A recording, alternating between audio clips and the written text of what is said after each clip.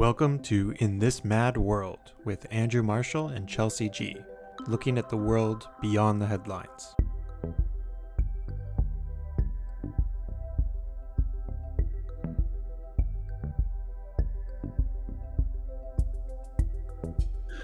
Okay, and welcome to In This Mad World. This is episode 22, being recorded on July 12th, 2025. I'm Andrew. 2025. I'm Chelsea. And there we go.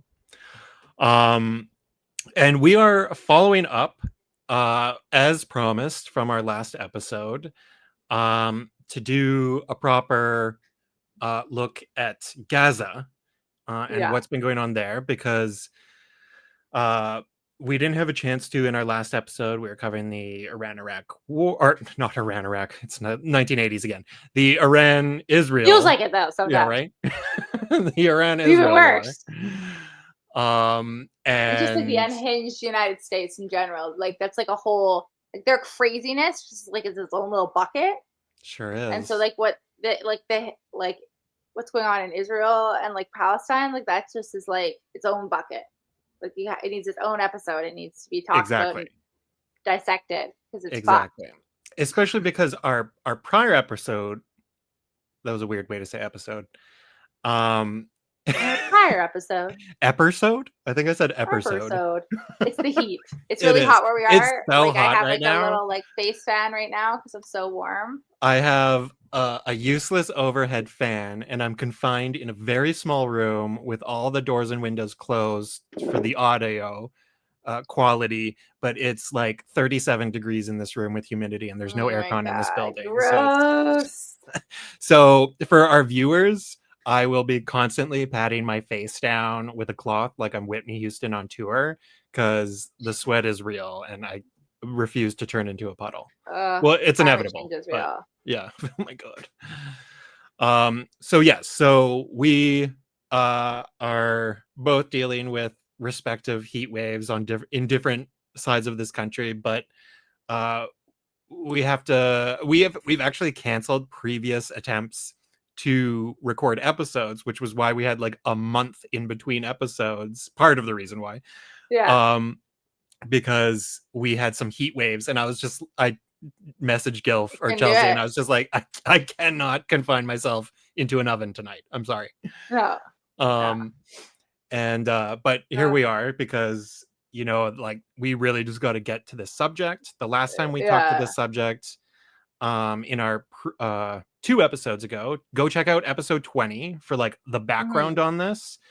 Which is the Gaza concentration camp plan, because we basically predicted, I'd say quite accurately, not that it's a miracle, because it was basically just reading the news, like scripture on a wall, like pretty much, right? Yeah, like just reading it carefully. Like they're like smiling as they're saying it, like holding sniper guns, like as like people who are starving or filling lines to get food.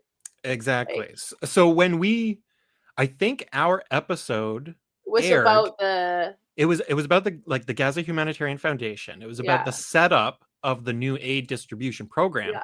But our episode, I believe, aired on May 26th, if I'm correct, episode 20, which was actually the day that the Gaza Humanitarian Foundation began its operations. So we would have recorded that probably a week prior, or a few days prior at least. So we had not yet covered any of the actual operations of the Gaza Humanitarian Foundation. Yeah, which is now about 6 weeks in. Bloodbath. Yeah. So I think maybe just a quick, and I say quick, I'll look at you and say to like keep me honest on that. Yeah. I'll try to do a quick summary, a quick little background, because we did I can't remember how long that episode was, but all our episodes are pretty long. But let's keep it. It's like you got to go back to episode 20 if you want the deep stuff. If you want the deep dive. But just to do a quick little overview. So Israel had broken the ceasefire that it initially negotiated, almost lasted about 2 months, January, February, into March. Then they reimposed a siege broke the ceasefire in March, restarted the war, expanded the war, decided that we're going to take over all of Gaza, control pretty much all of Gaza. We're going to push the Palestinians into 3 or maybe less distinct areas. These were the reports coming out in May. Yeah. They were coming up with their maps. And then they were their like, maps. They love their maps. oh, they sure do. And maps in their leaflet. yeah. And then they decided that, well, because they had been destroying the aid system and blocking the aid system and then simply denying any aid to go in all the time, claiming that, oh, it's because Hamas steals it, which was not true. And every aid agency says so. In fact, there were criminal gangs that were stealing the aid, who were working with Israel and operating from protected zones under Israeli occupation. So you have these criminal gangs operating in Israeli-controlled areas of Gaza that were stealing the aid going in, which then became an excuse for them to not send in aid because it was quote-unquote Hamas stealing it. But then they came up with their new aid distribution system and this new quote-unquote foundation, which is a product of basically Israeli political, military, intelligence, business elites working with American mercenaries and former CIA officials. So it's basically a PSYOPs intelligent front organization. Best of the best. Yeah. Most honorable. Front organization for all these groups. And they call themselves the Gaza Humanitarian Foundation. And they would be replacing the aid agencies. So the UN, especially under UNRWA, the United Nations Relief and Works Agency, which had been operating the Palestinian aid system largely for decades, since 49. They know like the inside out. Yeah, they were banned by Israel by law, and then the UN had operated, and other aid agencies had operated about 400 aid distribution sites across Gaza. Then the Gaza Humanitarian Foundation comes in, cuts all those out, and reduces it to four aid distribution sites. One in the middle of Gaza, in the Netzarim corridor, which is an Israeli quote-unquote buffer zone and security corridor. And then the other 3 are in the south, also in Israeli-controlled territory. So these 4 distribution sites. So that was basically the background. Now we're talking about what has actually been happening. Yeah. Right? So now this is what's like fast forward to from now, like late we're a May, month in. From late May, a month and a bit. Yeah, basically a month and a half. So 2 months almost. Yeah, and at the aid distribution sites.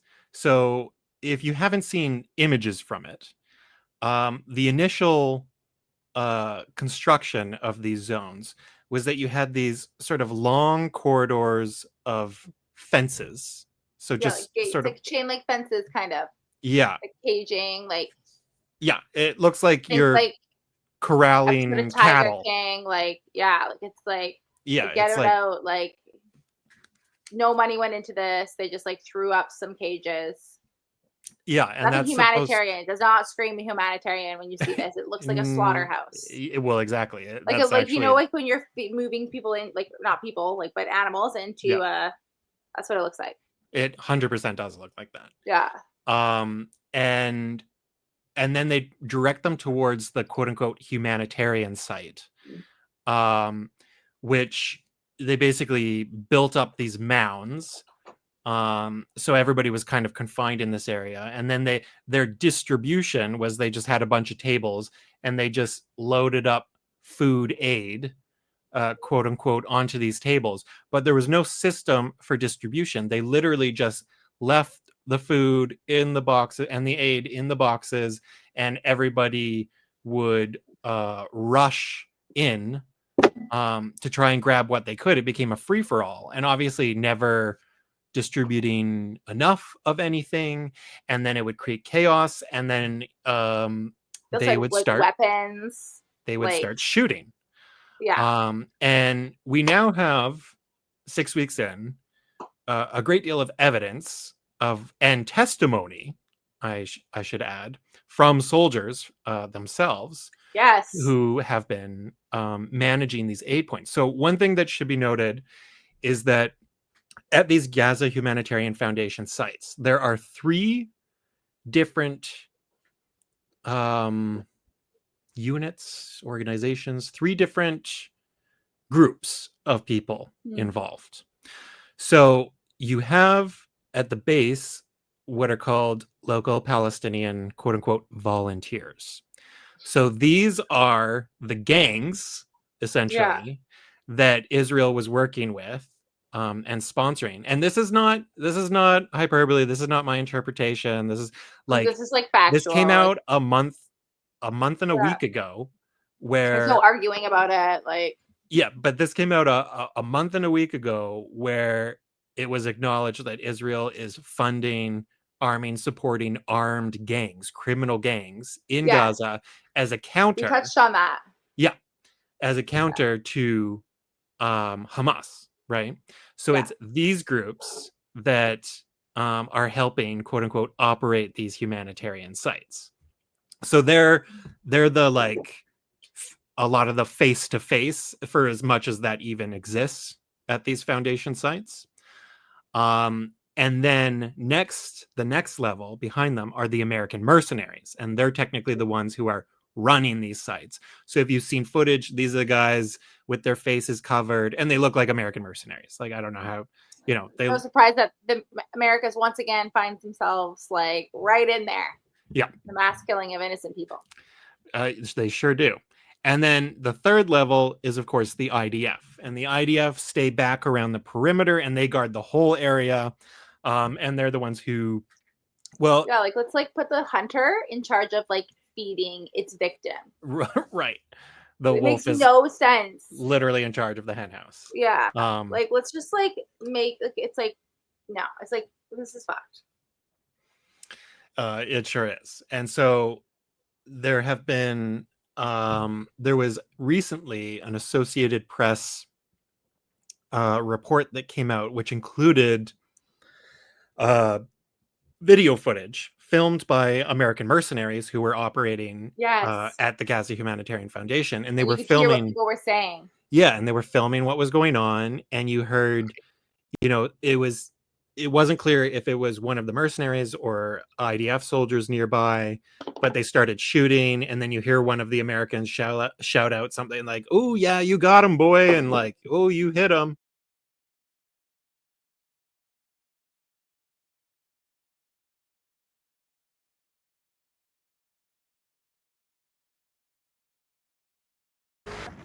Hey, got an IDF tank posted on the northwest corner now. I brought him in and talked to him. They're doing a show for us.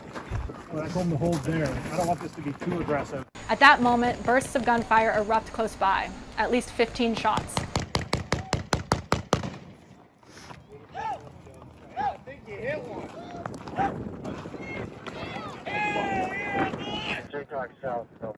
And the mercenary who released this footage released it because he was horrified, and he had spoken to his higher ups being like, why are we shooting these people? Because like, these are just hungry people. It's literally been compared to the Hunger Games. It's been compared to Squid Game, which I think is probably the most accurate comparison. And one of the most disturbing things is that, in fact, the Israelis had given a nickname to part of the program, which was their version, like, I forget what the actual phrase was that they used, but it was their version of the game Red Light, Green Light, which is, if you've seen the Netflix show Squid Game, it's the most famous game where it's like the basically like the title image of like the large little girl, like plastic girl, who turns around, and it's like, and you're supposed to run and try and catch up when she's not looking, and then she turns around and you freeze. But in Squid Game, if she turns around and you freeze and you move, you get shot and killed. So that's like Squid Game, and that's the opening game, and that's how they get rid of like half the participants in the game. Yes, right. So, at the start of the game. Exactly. So, except that in this version, it's Palestinians who are running for food, and other forms of aid, and then And Israelis. it's not a Netflix series. It's not a Netflix series. It's real life. It's just real life. Yeah, and the Israelis, some of the Israelis call it by the name of that game, that red light, green light. So they know. Gross, dude. They know. So gross. And they're so proud. Yeah, and so it's they rush it, and as one Israeli soldier, because there was another expose in Haaretz, the Israeli newspaper, and they had an expose based upon the testimony of numerous soldiers and officers in the IDF who were involved, and who came out right and said it's a killing field. We're shooting hungry people. Like, this is so horrifying. And basically just describe the situation in which, I think one of them said, the quote was, "We communicate through shooting." Like, there's no actual verbal communication at these sites. There's no signs.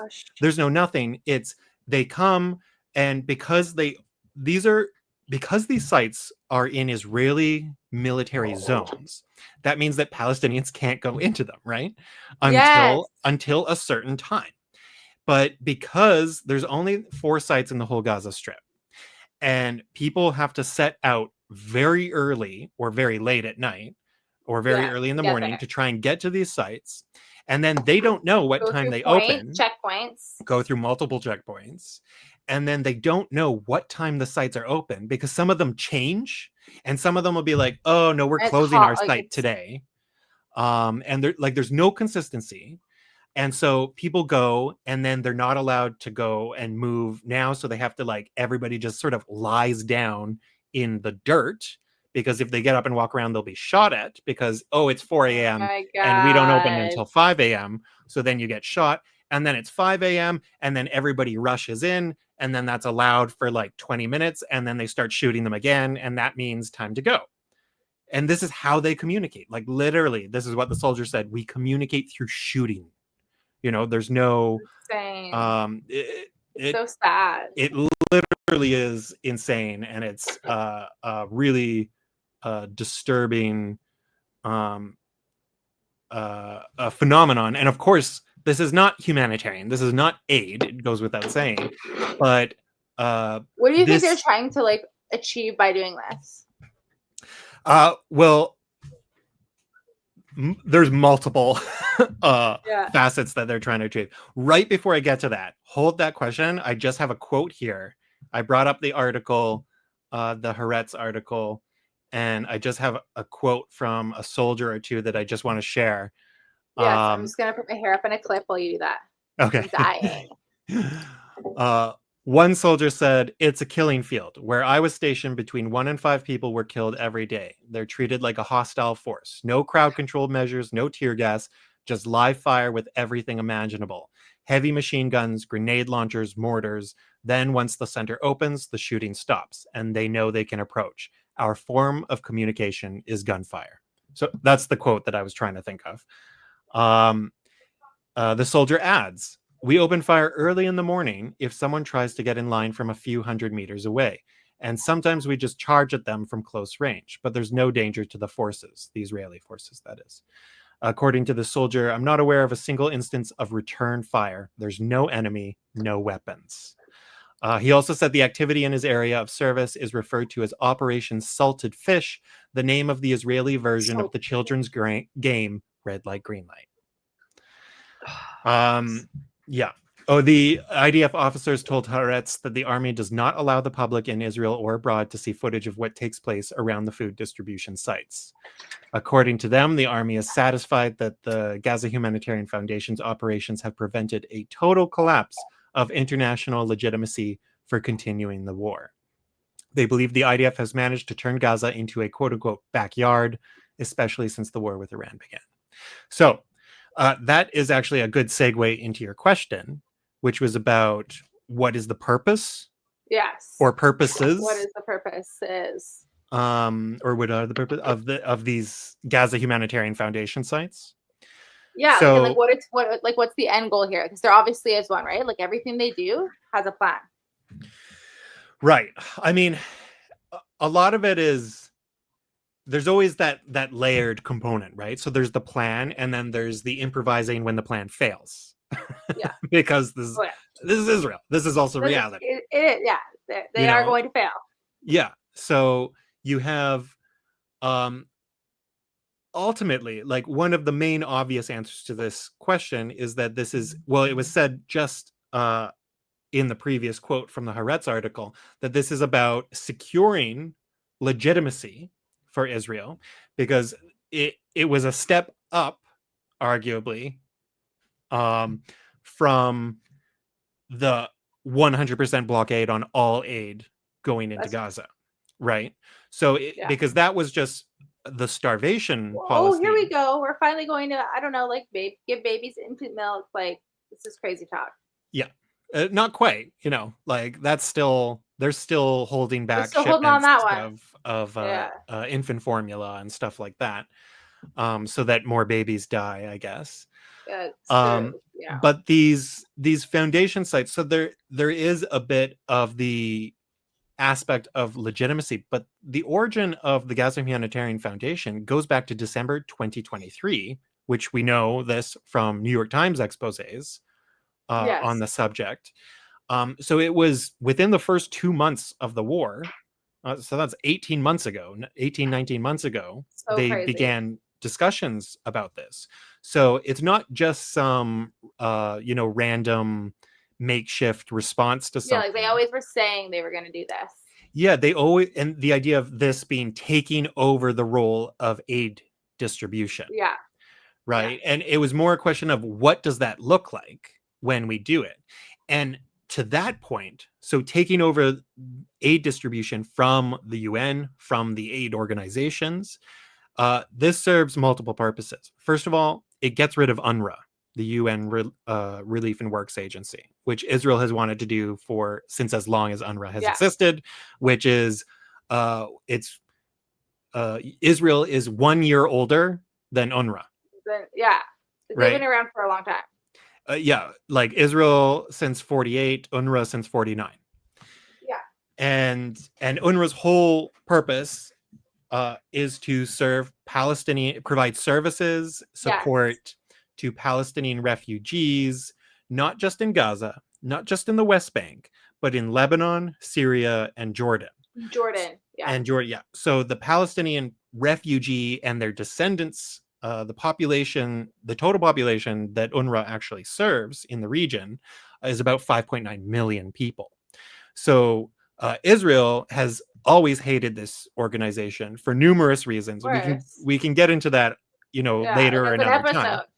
Yeah, but just as sort of a shorthand, UNRWA, they hate UNRWA for multiple reasons. They blame it for radicalizing Palestinians, which is nonsense. Didn't they try to say that some of their workers were Hamas? So so that was a very big deal and very important part of undermining and ultimately removing or banning the organization. And that was that in January 2024, on the same exact day that the International Court of Justice announced that Israel is plausibly committing genocide in Gaza, Israel coincidentally announces that it is accusing, I believe it was 10 members of UNRWA of being participants in the October 7th attacks. So a quick note on UNRWA. In total in the region, it has 30,000 employees. Inside Gaza, it has 13,000 employees. And so in Gaza, it makes it one of the largest single employers in Gaza. It runs schools, it runs clinics, it runs food distribution. This is all pre-war too, by the way. So it runs a ton of aid and support infrastructure. So the Israelis accuse 10 members, 10 out of 13,000 in Gaza were accused of participating in the October 7th attacks. Immediately, well, first of all, the UNRWA chief, Philip Lazzarini, fired all 10 people immediately, and then began an internal investigation. And then The US, which is the biggest donor to UNRWA, supplies about a quarter of its budget, suspended its funding. This was the Biden administration, remember? Yeah, And then I remember Canada suspended funding. We suspended ours, Yeah, Germany, France, the UK, Italy, Japan, Norway, in total about 16 countries, all of whom accounted for about half of UNRWA's total funding, suspended support and funding for UNRWA in the wake of these allegations. So because of 10 people out of 13,000 employees serving 2.3 million people in the midst of a war, in the midst of a blockade, at the emergence of famine, the spread of disease, like right when UNRWA is most needed, more needed than ever in its history, its donors jump away because of these allegations. And then very quickly, like it was something like a week and a half later, everybody, well, thanks to actually a Channel 4, we love our Channel 4, the British news channel, because of a Channel 4 investigation, they got their hands on a dossier that the Israeli government gave the British document, because the British were like, okay, we suspended our funding, now give us the evidence for your claims. And so the Israelis gave them some 6-page dossier. Now, if you're in intelligence or just government circles and you ask for like evidence, hard evidence of claims, blah, blah, blah, you expect You're looking to get for some like pages. You get thick. Like we're talking like got proof, man. Yeah, we're talking like first draft thesis thick, you know? Like it's not this is a high school fucking provincial exam that Israel's handing over. We're not talking about a PowerPoint presentation here, which is literally what it was. And God. So yeah, it was literally a PowerPoint. And so they gave them a 6-page PowerPoint presentation. And all it was a repetition of all their many grievances against UNRWA for years.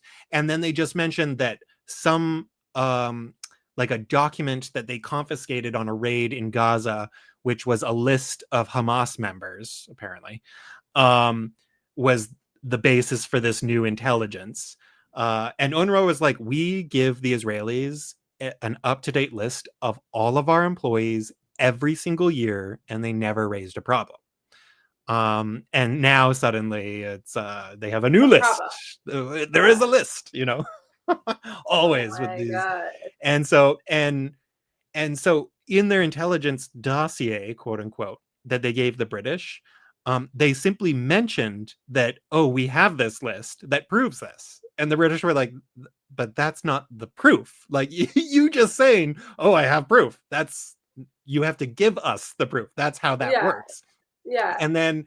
And so Channel 4 News said it's basically a rehashing of old grievances and absolutely no evidence to support their claims.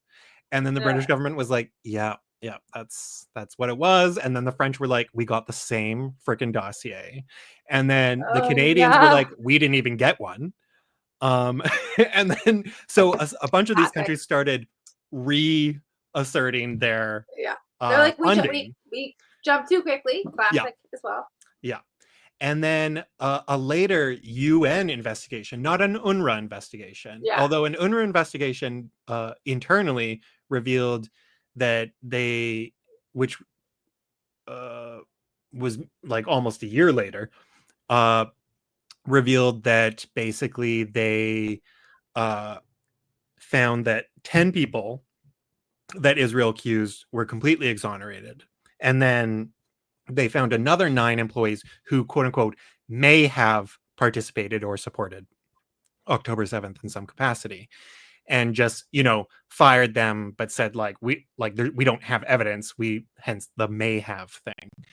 But then there was another UN investigation, April 2024, that came out and just said, we have no evidence to support Israel's claims. And we've asked Israel many times, but they simply refuse to hand over anything. And then when Israelis were asked about like, okay, if you have the evidence, why don't you hand it over?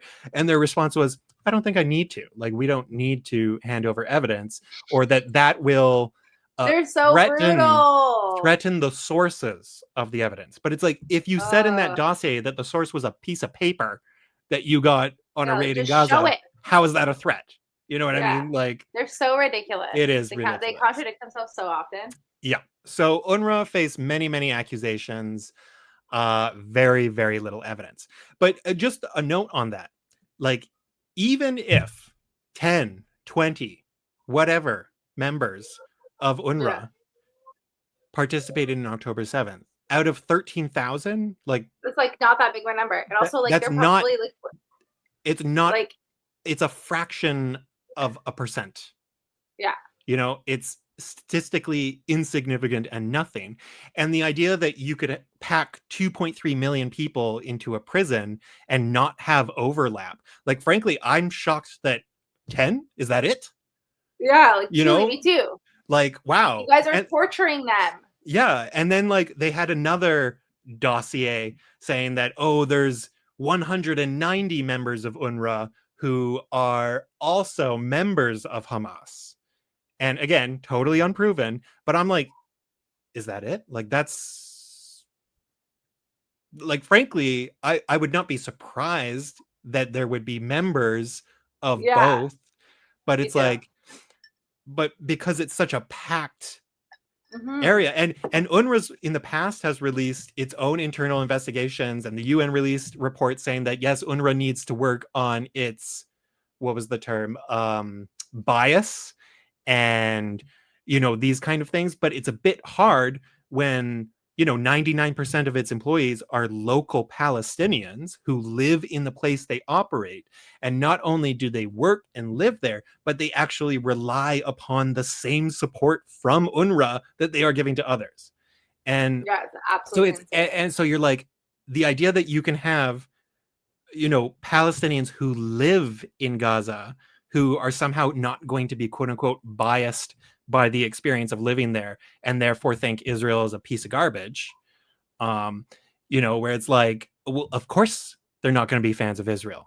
And so then if they're running UNRWA schools and stuff like this, like, oh, is there going to be a quote unquote anti-Israel bias in some of the schools? Like, yeah, because they live in Gaza, because they've experienced what Israel does to them.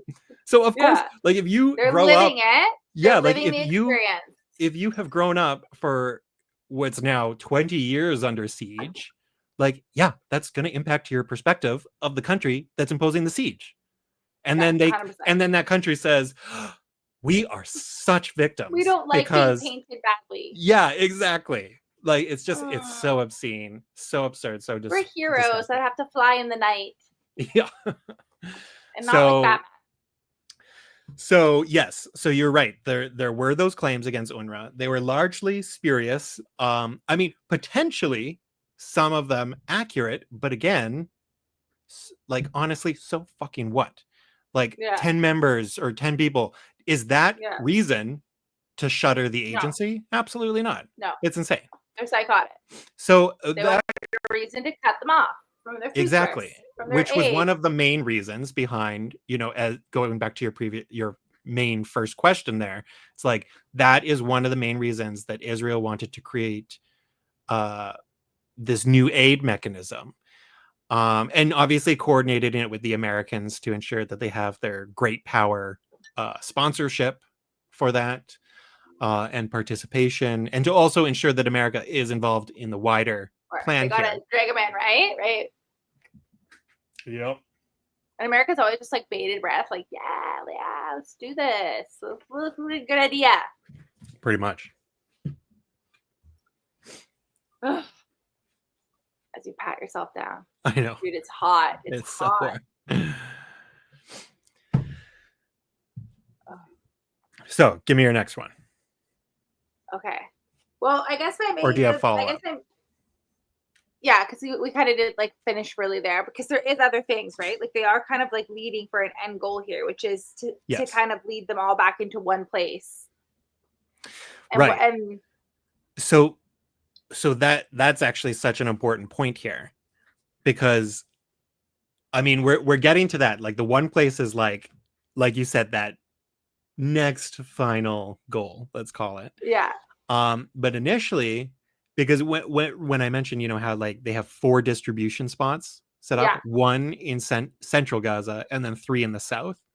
This is because this program is inseparable from the overall war plan, which is to ethnically cleanse Gaza. So this aid distribution, and I hate calling it aid distribution because I that's know, because not it's what not. it is. It's a killing machine. Yeah, like this is an ethnic cleansing facilitator program, is what it is. Yeah. That just happens to allow some people to get some food and some aid in the process while they play, red light, green light with It's like the American prison psychopaths. system. Yeah. And so the location of these distribution sites is designed to encourage the movement of the population from the north, hence why there are no distribution sites in the north. Yeah. It's like, how And many in times are they going to move them? Well, in fact, a couple weeks ago, there were clans, like big sort of family units that are they're beyond. It's not a nuclear family, right? It's like these are massive family clans, business networks, powerful old families. Hamas has at times had like conflicts with some and then worked with some in the past, but they've been at time Israel was like even made one of its plans for the future of post-war Gaza to be one run by clans, but then literally every clan was like, we're not working with you. And the Israelis were like, oh shit, we need a new plan. But these clans got together and decided that they would work to bring in some aid trucks into northern Gaza. And so there was some footage that came out where you saw, I think it was a convoy of about like 40 or 50 aid trucks that were finally being brought into northern Gaza, and they had a bunch of men with like either sticks or guns on them. To guard the aid as it was going to its distribution points in the north, where they were coordinating with other agencies. They were not coordinating with Israel. They were not coordinating with the Gaza Humanitarian Foundation because they didn't exist in the north. So, and then they were actually able to distribute aid this way. And then what did Israel do in response? Israel's response was to literally cut off all further aid going into northern Gaza.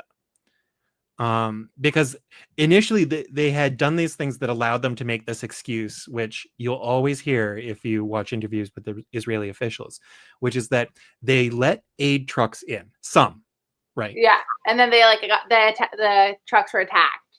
Well, yes, but first, because what happens is that first you let the aid trucks in, and if you go back a year and a half in this war, one of the first things that Israel started doing when aid trucks would go in was they decided to start targeting Gaza's police force.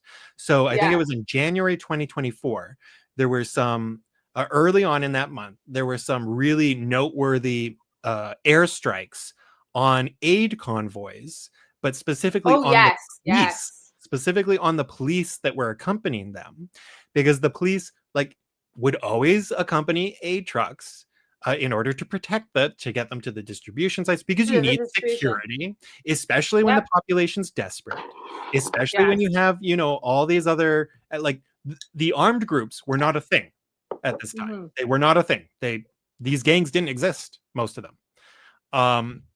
And so they targeted the police, and then Israel put out, on X or through its Arabic, the IDF Arabic spokespeople, saying they put out photos of, I think they even dropped leaflets. Yeah, they dropped leaflets where they had a photo of the police car or the cars that were blown up and the officers killed, and then said every Hamas affiliated organization is treated as Hamas or something like that. So basically, because the police were not Hamas. Right, I remember this. Yes. Yeah, I know it's like there's just been so much war and carnage. So many things. It's so hard to keep it all in mind. But they basically said that, first of all, the police force was not Hamas. Yeah, you would have maybe some crossover, but it was a civil police force. That happened to operate under a Hamas-run government, right? So, so it wasn't like there were no links, but again, what the hell do you expect? It's a police how can a police force the place. be separate from the government? Yeah, they can't. They can't. So this targeting, which Israel claims was all about security and Hamas and blah blah blah, was really about destroying the aid system.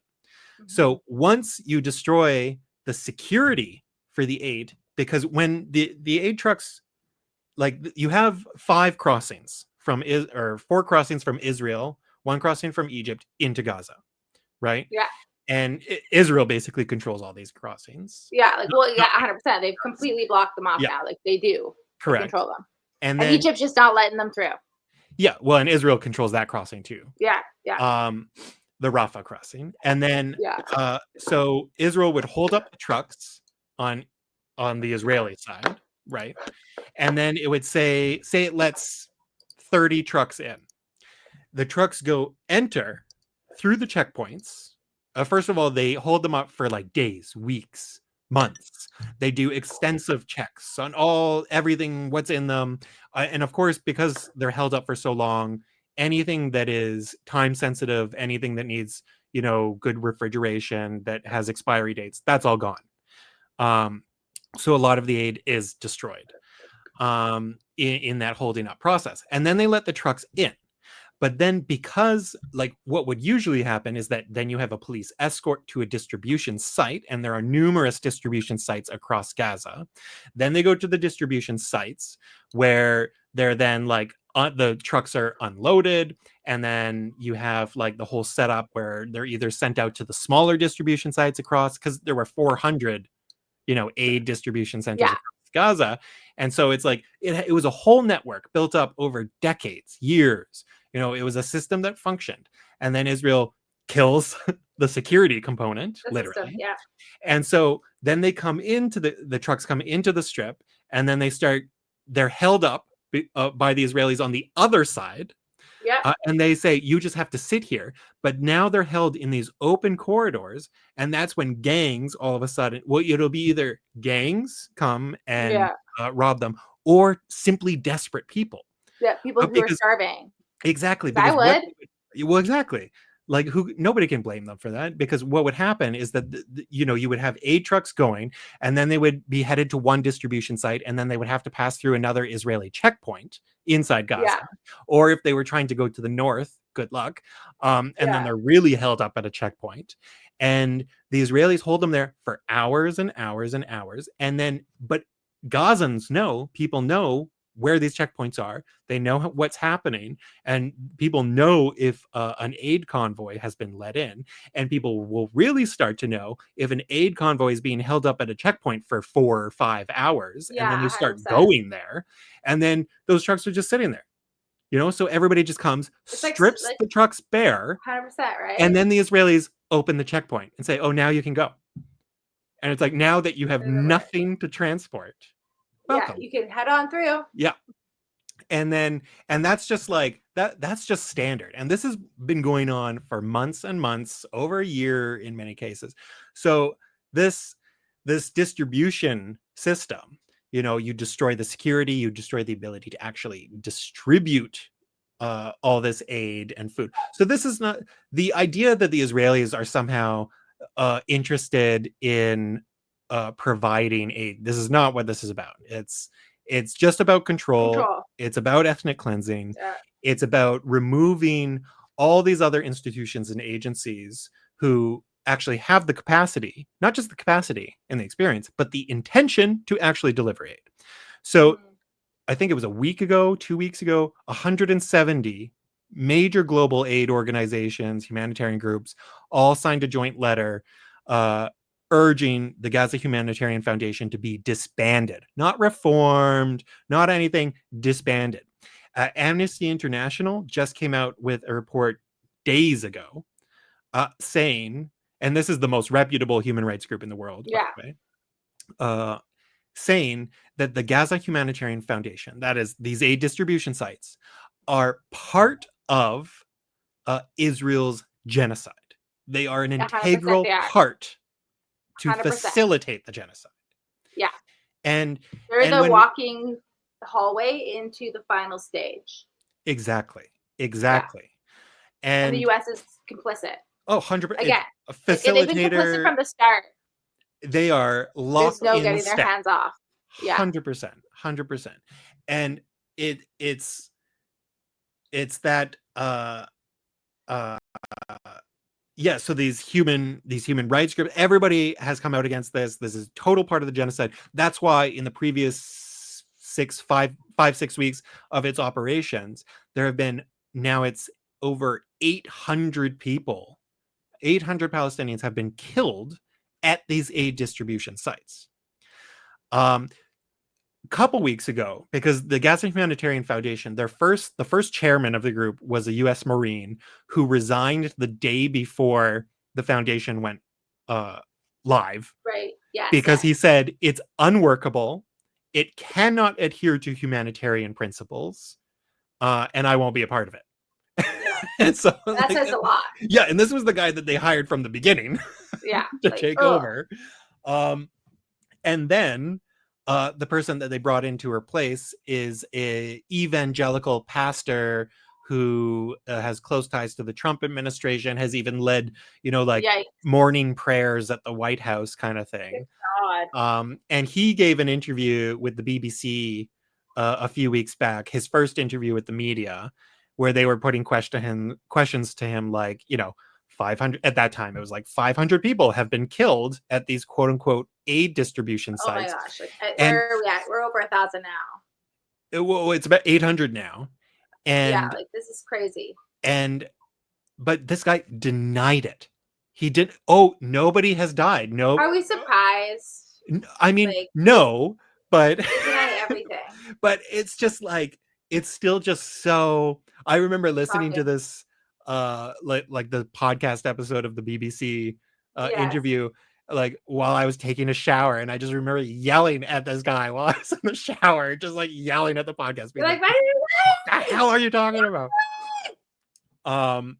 But Amnesty's point about this quote unquote aid distribution system being a central part of the genocide and the overall strategy is, I think, probably the most important, and the ethnic cleansing of Gaza itself is probably the most important point to your question about what is the purpose. Why is Israel doing this? What is its end game? And that is the end game, that this ultimately helps to facilitate the ethnic cleansing of Gaza and the genocide, the purposeful destruction of Palestinian. Do you think we're getting closer to the end where they're going to just go all hands on, like all bore, like where it's like, because the reality is they're not stopping, right? Like, so it's like, and it's like it's like just going to keep happening. So it's like, if something like if they don't leave or go somewhere, there is no good end here. Like there's nothing good's going to come from this. Like no one's stepping in. Palestinians, like no one's stepping in. Like no one's doing anything. Like the only person who could really do anything, and they aren't, is Egypt. Could try to open their borders and provide aid, and they won't do that. No. Sorry, could you repeat the question? So I'm just saying, like in the overarching, right? Like I feel like we're coming to the end precipice of this war. Right. Are they reaching the end game here? Yeah. Okay. Yeah. I know you're getting heated up. I think we're gonna have to. We won't be too much longer. Soon. We won't be too much longer. It's a sauna where you are. I'm so sorry. I know. I'll live. I can see your face like getting hot. Like I know it's inevitable. I just turn red like crazy. I just turned a fan on to me. Like I have like two pointing on me right now. I'm jealous. Okay. Short answer, yes. I think we're nearing the end game. Now there's I don't know. That's actually so hard to actually quantify, but it's definitely becoming more extreme, because I mean, I'd say there's like Netanyahu went to the White House this past week for the third time since Trump has come to power in 6 months. So he makes his like bi-monthly trip to the White House. It's insane. And they were he was there for 4 days, tons of meetings, no joint press conference, no TV meeting, none of that, no final press conference. Bibi got on the plane and left after 4 days. So what do we know from this? We know that the ceasefire that was promised did not happen. Did not happen. Which means a number of things, which means that probably what did happen was an agreement on how they will get to a ceasefire, because the talks are still going on in Doha, but this was the real talks, right, in the White House between the two people that really make the decisions here, which is Trump and Netanyahu. And I think now this part is speculation. This part is not, I don't have proof of this. This is the speculatory part. So I think that probably what's going on in all those talks is a longer term planning process where I think that Netanyahu and the Israelis will allow, probably in a few weeks, not urgently, but in a few weeks, they'll probably agree to a temporary ceasefire if they can get Hamas to sign on. There have been a few hold up things so far. Some not surprising ones. Hamas is pretty opposed to the idea that the Israelis will remain in control of Gaza during the ceasefire. And Hamas also wants a guarantee from the Americans that at the end of a 60-day ceasefire, the Americans will guarantee that it will not return to war. They want this 60-day ceasefire to also facilitate talks to end the war. Because I think, especially understandable given how many and in how many different conflicts we have heard the term ceasefire in the past few months. But ceasefire does not mean end of war. No. You know, that it means it's like pause. A pause. Yeah. Right. And so Hamas is pretty like cruel. Well, exactly. But the Israelis need a pause. They have like reservists aren't showing up. They're facing really growing strains internally. You know, they need to be able to recoup and rebuild their own forces to continue war. Like waging endless war is it's not just pushing a button. Like this requires resources, people, effort, arms, money, time. Their economy has been devastated, apart from the arms industry, which is, you know, flourishing. Yeah, it really is. And so on that hand, the Israelis need it. There was a Hamas official who gave a BBC interview a week ago saying that basically, Hamas has lost control of 85% of Gaza, that about 98% or 95% of the leadership of Hamas has been completely wiped out, that they are basically a skeleton and don't really have the capacity to do anything anymore. So Hamas, you know, they need a ceasefire. They've basically even accepted some terms that we will leave, like we will accept the terms to be expelled from Gaza. But we still need, you know, like there still needs to be, like, you can't colonize Gaza. You can't kick all the Palestinians out. Like there are some red lines still. Yeah. The Palestinians in Gaza, obviously the most desperate for a ceasefire. They need it. They need it beyond anything else. They need a reprieve. They need a break. But the other details and facts here are that in the event of a ceasefire, the Gaza Humanitarian Foundations would still theoretically be operational, like, because that's not quote unquote active combat. That's quote unquote aid distribution, right? So they'll still be in there. Yeah. But then, although that's one of Hamas's demands, is that they be expelled and not allowed to distribute aid anymore, and that the UN be brought back into the process, which is like, fair enough. You're like, please, like, let the people know what they're doing, like, take back control. Exactly. But a few weeks ago, we, or I think just a time is so tough, but I think at the beginning of last week, Israel Katz, the Israeli defense minister, announced Israel's new plan for Gaza. And this is where, getting to your point here about the longer term goals here. And his plan was that, because currently you have a few areas where the populations where you have basically 2 million people pushed into like these kind of 3 areas. The main one is Al-Mawasi along the coast, which was just like a beach area previously. Yeah. Not really That's where used. that big, like, if people remember, like, where they saw the beach tenting, right? Exactly. And because that goes back to the previous January, it was the first quote unquote safe zone that the Israelis established and told people to go to. And then they bombed it many now they want to send them back there. Well, that's where they are. That's where they currently are. Imagine the trauma of that, just going back there. Yeah, no, but I mean, that's where they currently are. I know, but I'm just saying for those people. And so they're currently into these areas that are along the coast, but now the plan is to move the Palestinian population of Gaza into the very south of Rafah. Well, what used to be the city of Rafah. Because now it's just rubble. But Israel Katz, the defense minister, said that we will build a quote unquote humanitarian city in Rafah, where we will. There you go. Where we will first move about 600,000 people from Al-Mawasi into here, and then eventually the rest of the population, but start with, a modest 600,000. And he said they will be moved into this zone, which will be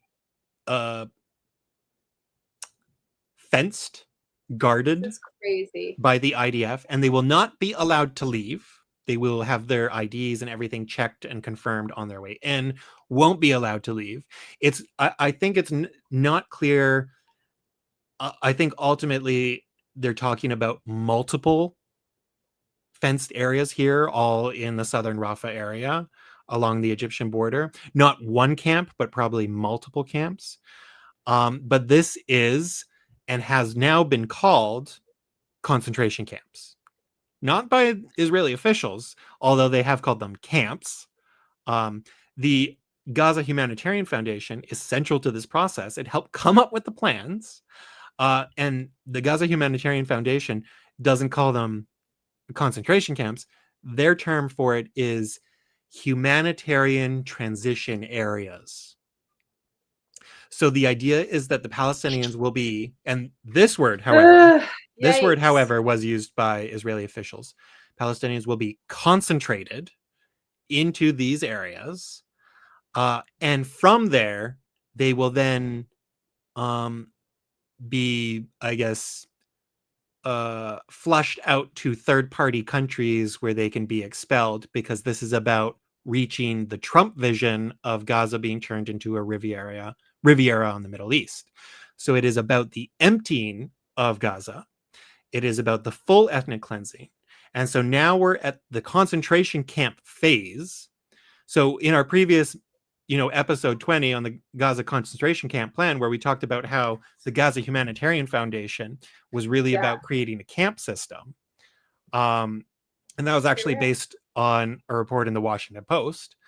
And now we are at that phase, right? So we're like 5-6 weeks into Gaza Humanitarian Foundation, and now they're rolling out the camp process. And this is about internment with the purpose of expelling them from Gaza altogether.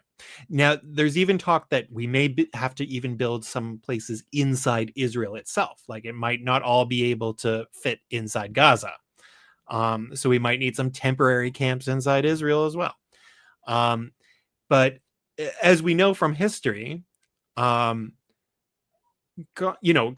camps, we talked about it in episode 20. I don't need to rehash the whole history of concentration camps. It's not just the Nazis, right? But in the Nazi case, it was about, we want them out of our cities, them being the Jews and other quote unquote undesirable people. We want them out of our cities. We want them out of our communities. First, we crowd them into ghettos and build walls around parts of the cities, like in Warsaw, for example. And then from there, we empty the ghettos and then send them to camps where they can be used as labor or just rot away. And ultimately they just wanted them expelled from Europe, right? Yes. Emigration. That's the idea. And then eventually, and under the cover of war, and everybody gets radicalized and more extreme and more racist and more insane. And then they're like, you know what? Let's just kill them all. And then you get the death camps.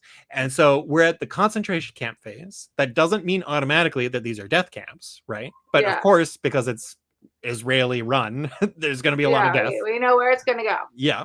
And no countries in the world are waving their hands around saying, please, we want to take all the refugees from Gaza to help you displace them and ethnically cleanse them, because it comes with, it's not like, you know, we're welcoming Ukrainian refugees. It's a different connotation because we're helping facilitate the ethnic cleansing of Gaza by helping Israel get rid of these people, you know? So it's a different situation. So then what does Israel do if it ends up running these camps with 1.8 to 2 million people confined in them, now under their control? And if no people or countries in the world are willing to take them, what kind of logic does that lend itself to? In other words, where does that go? And we know the answer to that. That's when it starts to get to actual death camps. And we're not at that stage yet, but it's pretty easy to see how this can escalate to that place. It's just shocking we're even here. It's insane that we can even have this conversation and that it is actually legit and serious. You know what I mean? Like, this isn't some theoretical. It feels a little sick to my stomach. I won't lie to you. Like, once we start more into this topic, I started to feel kind of sick. Oh, yeah. Because it makes me feel sick. Well, it's disgusting. It's horrifying. And to see what is being done and who's cooperating with it, and to see how it's impacting the people of Gaza. And it's just, you know, like we look on our phones. Like I can't go on Instagram every day anymore. And it's too hard. Like I kind of do it every other day, every few days, because it's like I scroll, and just the other day, and this is very graphic, but I'm going to say it anyway because I can say it and you don't have to see it, but you may have seen it. But just for our listeners, you know, it was images after yet another Israeli airstrike on this was a bunch of Palestinians waiting outside of a clinic, including about 10 children, and they were bombed sitting there. And in the aftermath, I saw this footage of one guy going up, and you know, it's just chaos. There's people all over the place, there's blood, and then you see this one guy stepping near what looks like a child kind of half buried under the ground, and then somebody grabbed the child, and you realize the child was not buried under the ground. It's just that they were cut off under the armpits, and it was just a head, some shoulders, and one arm.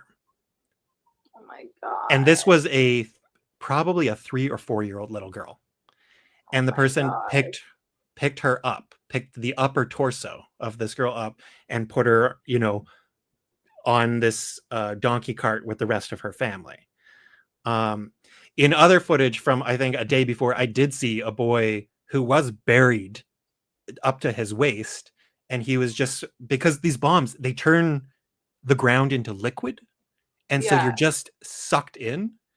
And everything is, that's why people are digging at dirt to find their loved ones after bombings, because it liquefies the ground and swallows everything up and destroys it, right? So this kid was sitting, like, he was just like waist deep in the ground. His upper torso was bloody, and he couldn't communicate. He couldn't move as people were just digging him out. Like, you could just see he was just still in such shock. Paralyzed. Yeah.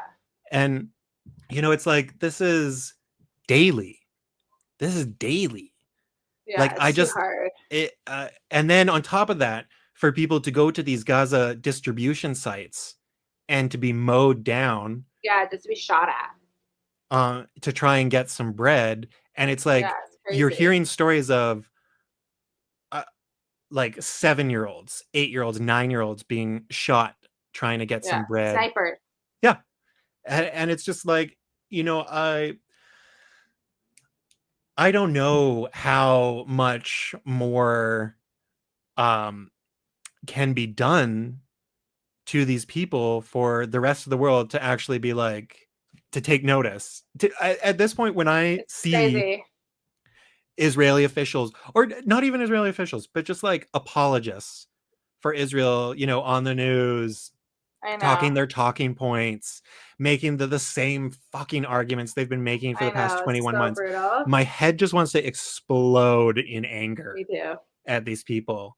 And it's just like, listening to them today. I watched a YouTube clip of, it's probably, I think it's like 10 months old at this point, but an interview on Piers Morgan between Norman Finkelstein, who's great, and this awful, wretched woman named Flor Hassan, who is like she's a spokesperson for like the Prime Minister's office. Okay, yes.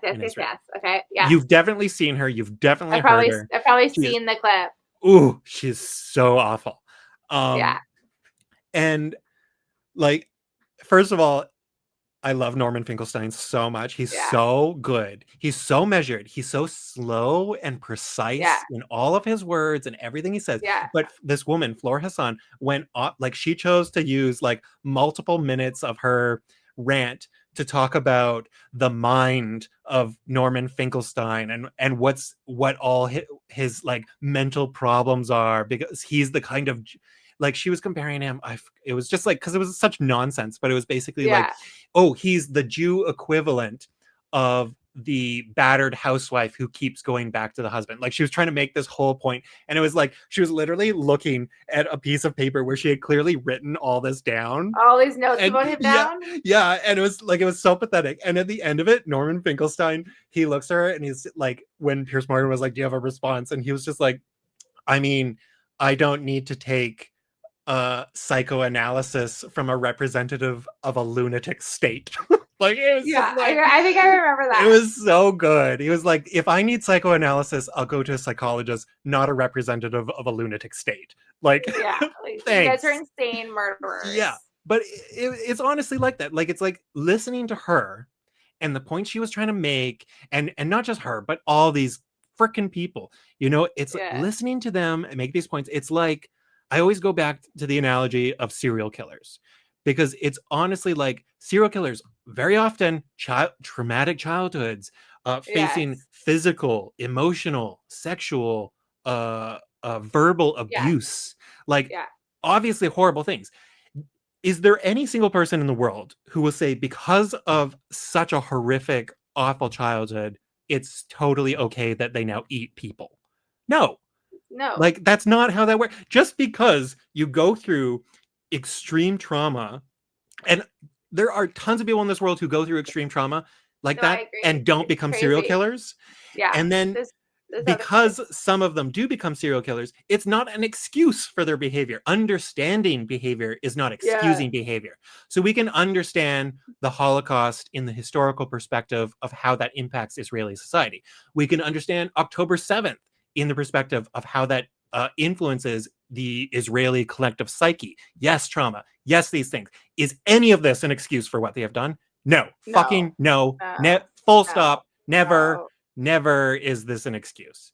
And just they were doing it long before October 7th. Exactly. So the idea that, to your point of like, where does this go? And what is the end goal here? It's like, we see this. The writing is on the wall. Like, it is genocide. It is ethnic cleansing. It has been these things, but we are reaching the next stages. I remember, I think one of our first episodes ever, we had a conversation about the genocide. And I remember making a point about, part of the point was just that while acknowledging that it is currently a genocide, I also had a bit of a hesitation, because I was like, it can be so much worse. You know what I mean? Like, I remember that, but now we're there now. Like, this is like, yes, it's a genocide, or yes, it's genocidal. Yeah, there's probably a better way of putting that. But the policy, I would still argue, wasn't extermination yet. Yeah. Right? Yeah. The policy was still expulsion.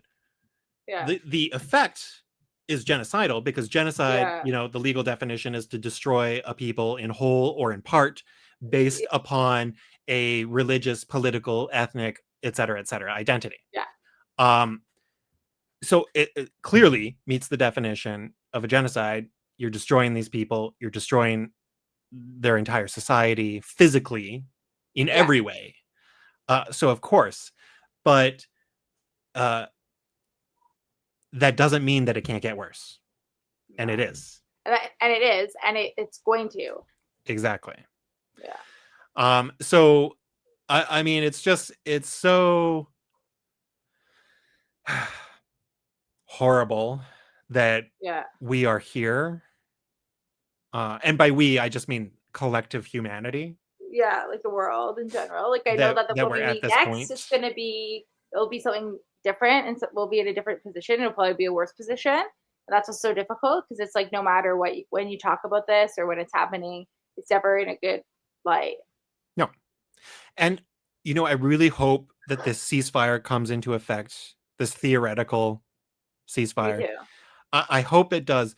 But, it's also, we can't take our eyes off the situation, because as the Israelis have said, their plan is actually to use the ceasefire to build the camps. That's what they want to do, because the camps don't exist currently.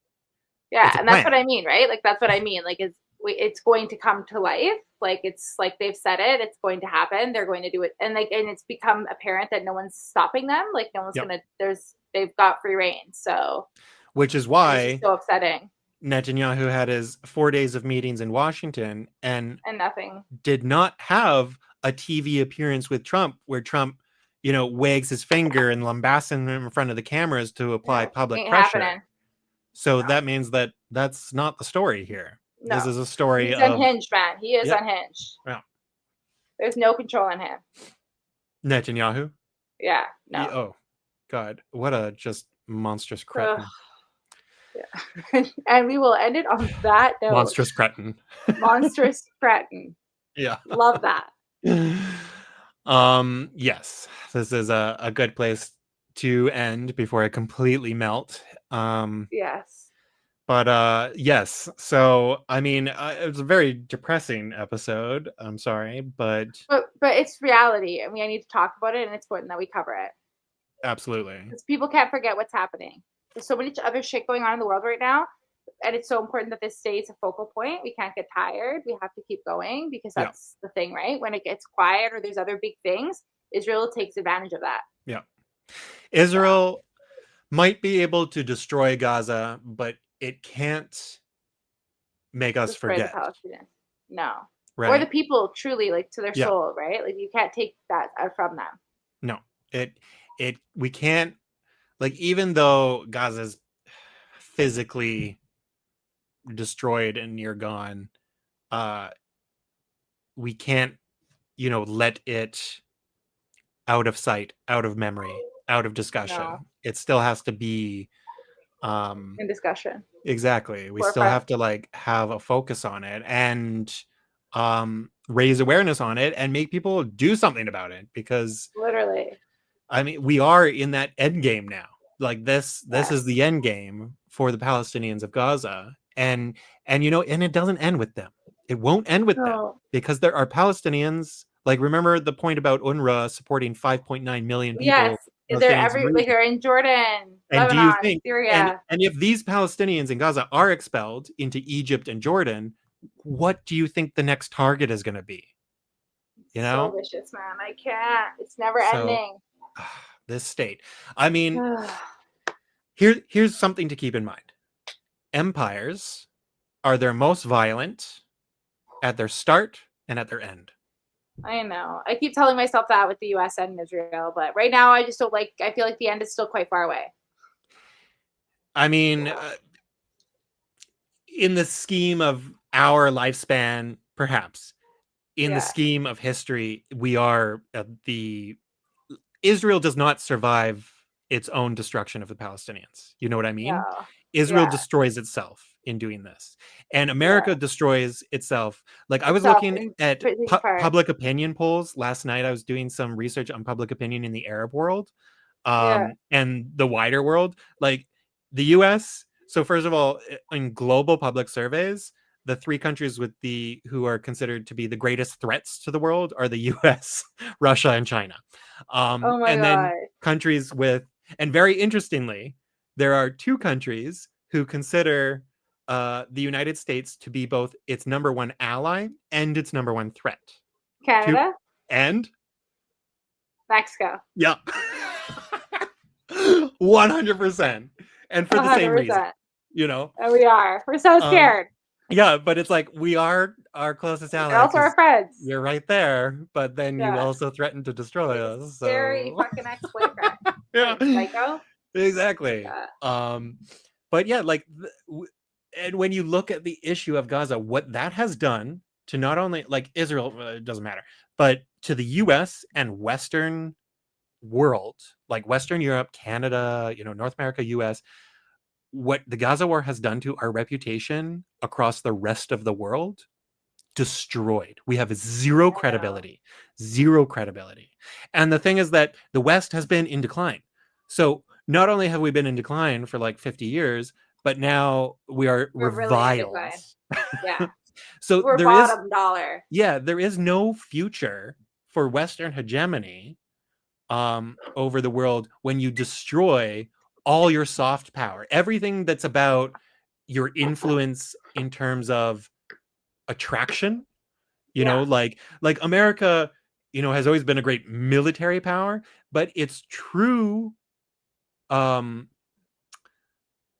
not its true power, but a lot of its power has also been in its culture, right? The music, the movies, like all the things that have attracted the world to America. Yes, like the world isn't attracted to America because of its, no, I get what you're saying. F-35 jets and US dollar convertibility. It's about its culture, right? But that's all being emptied out, right? And so it's just like what's left is this like large husk of a like dying empire and losing all its credibility. So unfortunately, yes, empires collapsing, changing tend to be very violent periods of time. So yay, we get to live through that. But the plus side is that they don't. In the end, is that the empires don't live through their own destruction. So we do have that to look forward to. Yeah, we have that win. I'll take the small victories where I can get them. Yeah. And the fall of the American empire and the fall of the Israeli empire, and probably, honestly, the complete collapse of Israel as a state. I don't think it survives as a state, as a nation state. Yeah. So, there's that.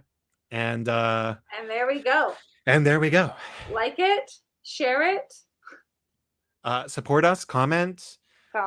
Send us questions. Do you want to see the claps? Give us a thumbs up. Yeah, please. And we're like posting these on YouTube now all the time. So watch us on YouTube, share the YouTube videos, do everything you can to help us out here. And we appreciate that. And we'll just keep trying to keep you informed. Yes. Talk to you next week, everyone. Yes. Thanks so much.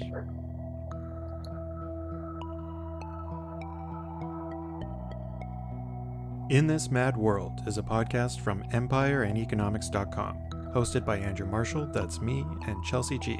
Music by Francesco Caruso. Please subscribe, like, and share. Visit empireandeconomics.com. Thank you for listening.